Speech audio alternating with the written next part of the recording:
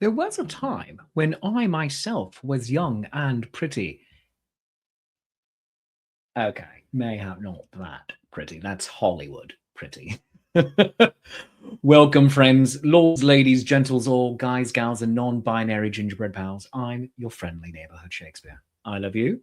You love me. There's mutual glorious affection. In 1998, a movie came out that eventually garnered 7 Academy Awards, including Best Music, Best Costume Design, Best Art and Set Decoration, Best Original Screenplay, Best Actress, and Best Picture.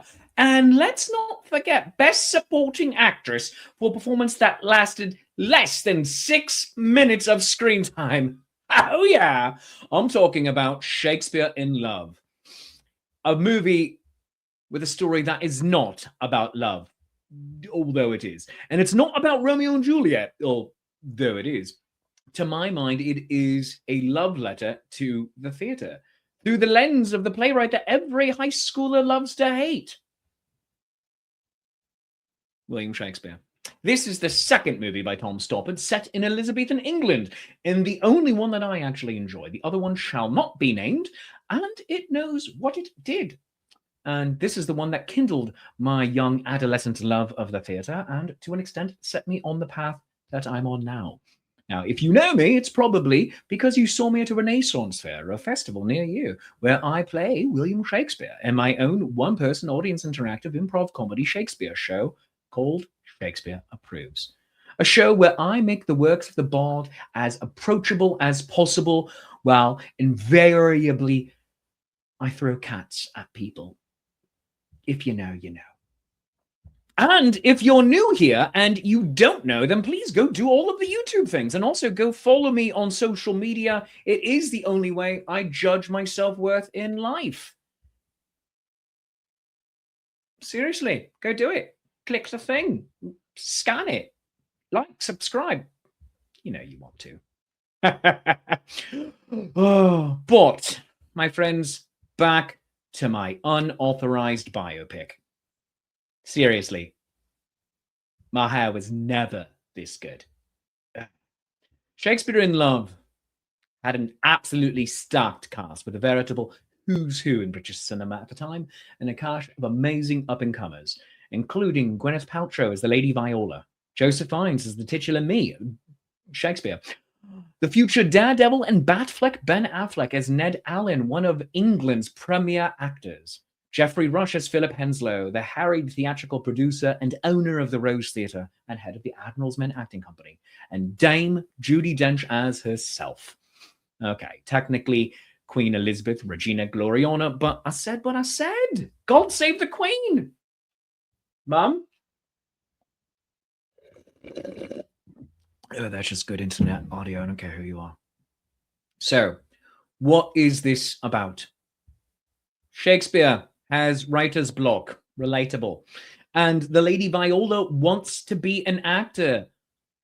But it's illegal in 16th century England for women to be on the stage. So she disguises herself as a man, Thomas Kent, in order to audition for Shakespeare's new play, performed by the Admiral's Men, Romeo and Ethel, the Pirate's Daughter. Now, have you picked up on the 12th night of it all? With Viola dressing up as a man in order to pass in the world of men. We get more explicit 12th night references at the end of the film. Now, Shakespeare, Joseph Fiennes, inspired by both this brilliant young actor and the beautiful lady he meets at a dance, not knowing at first that it's the same person, and he becomes inspired to change the comedy he's working on into what will become Romeo and Juliet, with the relationship betwixt him and Viola at first mirroring that of the Duke Orsino and Viola in 12th Note when she is Cesario. Confused yet? And then later fully playing out the star-crossed lover scenario of Juliet and her Romeo. Well, he puts that on the page. I put it on the page. We put it on the page. But is it actually about Romeo and Juliet or 12th Night or any other Shakespearean play?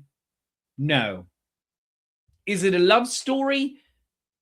Yes, very much yes, but not as the Queen herself asks, where she says, can a play show us the very truth and nature of love? Well, yes. But it's not as what Viola says, the artful postures of love, but love that overthrows life, unbiddable, ungovernable, like a riot in the heart, and nothing to be done, come ruin or rapture. Love as there has never been in a play. I would argue right here, right now, that it's the love of the theatre itself. The entire film is a paean to that love, the love that transcends the art of storytelling and shows us through an Elizabethan era cinematic lens a slightly idealized behind the scenes version of the ins and outs of the entire business that we call show. From the money lenders and the muscle putting pressure on the producer, learning here exactly how it is that the theatre business actually dysfunctionally works, the natural condition being one of insurmountable obstacles on the road to imminent disaster. Strangely enough, it all turns out well. How? I don't know. It's a mystery. And then becoming producers themselves and even theatrical practitioners. It has the highs and lows. Will your chorus fall victim to his stutter, or will he find that the script allows him to speak fluently? As actors wanting to give up the craft with some undertones of Julius Caesar thrown in, will Juliet be able to go on, or will an understudy, two of them actually, have to go on in place of our leads? It has costuming, galore, beautiful, gorgeous. It has sets built with love. And it also tells us what the powers that be thought then and often think now of actors, writers, artists of all type, that they despise us all for vagrants and peddlers of bombast. But my father, James Burbage, had the first license to make a company of players from Her Majesty, and he drew from poets the literature of the age. We must show them that we are men of parts. Will Shakespeare has a play, I have a theatre. The curtain is yours. This film is a love letter, I keep saying that, to being little kids or a community theatre group that just wants to put on a play.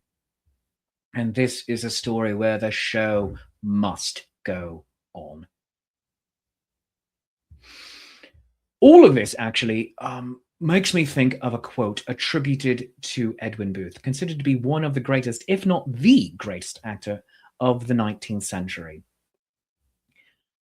He says, I shall give you hunger and pain and sleepless nights, and beauty and satisfaction known to few in glimpses of the heavenly life. None of these will you have continually, and of their coming and going you shall not be foretold. Like all stories, this ends, as the Queen says, as stories must when love is denied, with tears and a journey. We actors often don't have one home for very long, but rather we travel from village to dale, city to town, telling our stories and strutting the stage, finding new friends and family for the length of a gig or a stay, some of them just for the duration, and some of them to last a lifetime. We usually call it going on tour, but is it worth it?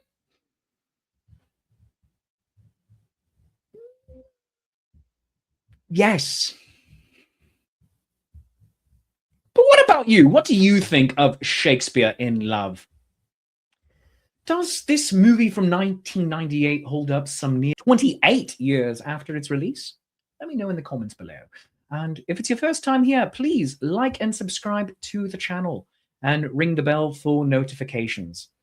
Now, my friends, if you would like to see me live, and I know you do, I will be performing at Renaissance fairs near you. I am going to be at Smithville Renaissance Fair in Absecon, New Jersey. And I will be then performing in Wilkes-Barre as Edgar Allan Poe, and then going on to the Oklahoma Renaissance Festival, to the New Jersey Renaissance Fair. And then I'll also have my own 20th anniversary show coming up at the New Jersey Renaissance Fair, and that it will be fantastic. For that, I want you to use the code THEBARD $26 if you go to New Jersey Ren Fair to get tickets for that, because you can save $5 per ticket. Now, if you enjoyed this video half as much as I enjoyed performing it, then I enjoyed it twice as much as you did, and that's called maths. That being the case, please, if you felt it was worth a bit of your pocket change, consider buying me a cup of coffee over at coffee.com/Shakespeare. Over there, you can also get a personalized sonnet written for you from me. It's good internet audio. And if you would like to support my work on a more regular, recurring basis, you can become a Patreon of the arts at patreon.com/Shakespeare. Tiers start at $3 and go up to $30. And times being what they are, and the world and our economy being in a bit of a free-for-all, all of the tiers get the same rewards. I would like to thank all of my Patreons of the arts for supporting me. Because of you, this amazing career is a bit more feasible. But until next time, my friends, remember, I love you, you love me. There is mutual, glorious affection. And I'll see you soon.